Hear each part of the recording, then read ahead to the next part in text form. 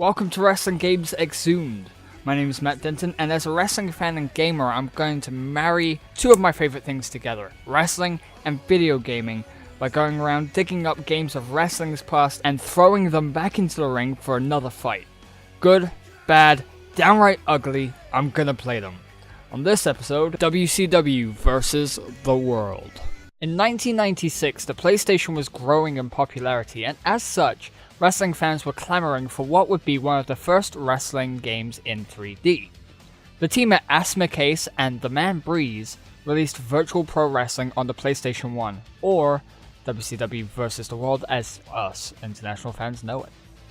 Little did we know that the collaboration between Asmik and The Man Breeze, known later as AKI or currently as Sin Safia, would lead to some of the greatest pro wrestling titles ever created.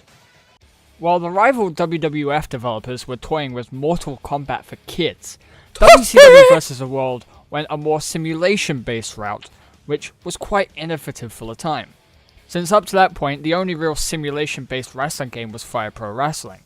Graphics-wise, these are the precursor to the N64 graphics we all fell in love with. Each character was made up of several joints that made them look like wrestling figurines than anything else. The rings, however, aren't as accurate as the rings are, because they used the padded turnbuckle poles rather than the standard American turnbuckle with the 3 pads. But since this is largely a reskin for a WCW audience, it can be considered forgivable, especially when it comes to the gameplay. The controls are quite simple, but to a person who is used to the freedom of present-day wrestling games, it can be a little bit frustrating. Moves from the top rope are executed using one button combo. That is to say, when you're using the button combo, you have to be standing at the turnbuckle. You press the D-pad in the direction of the turnbuckle and press X. That is it. From there, a canned animation kicks in of your wrestler climbing the top rope and then hitting their move. You can't manually climb up the turnbuckles like you can in present-day wrestling games. The same goes for leaving the ring. Unless your opponent is out of the ring, you can't ditch him and go for laps around the ring or even take a break. This is really quite jarring when you're used to the freedom. Grapple moves are assigned to the circle button and is totally not familiar to those who have played later AKI and Asmik games. You have basic grapples, which are a direction and a tap of the circle button. Slightly stronger grapples are initiated with the D-pad and holding the circle button for 2 seconds, which leaves you wide open for attacks.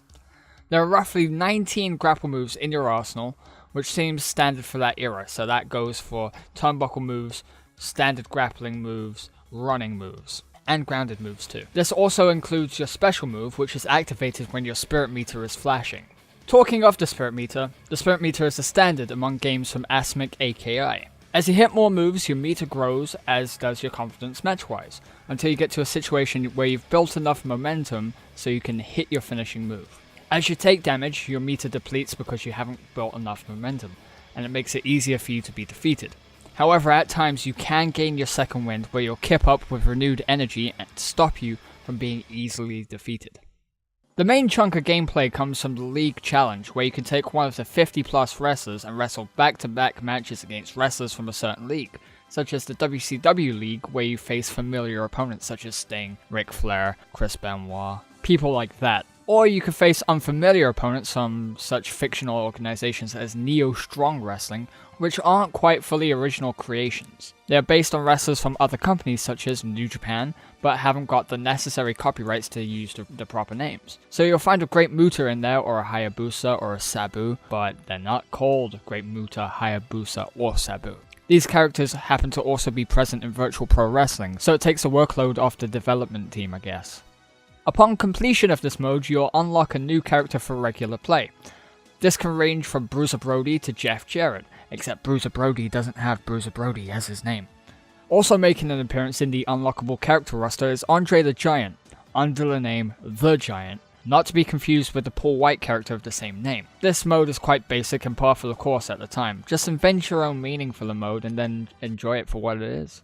For what is essentially a bare-bones wrestling game with only singles matches and no multi-man matches to speak of, not even tag team matches, the Man Breeze definitely had set in motion an engine destined for great things, even if the great things happened to have gone down on the Nintendo 64 and not PlayStation 1. What we have here is a fun wrestling title that is easily accessible for fans of all ages, with a diverse roster and an array of game modes which is sufficient for hours of fun, especially with friends. Which happens to cover up the fact that there's no tag team matches. No tag team matches! Thank you for watching this video. If you want to see more, just hit like and subscribe.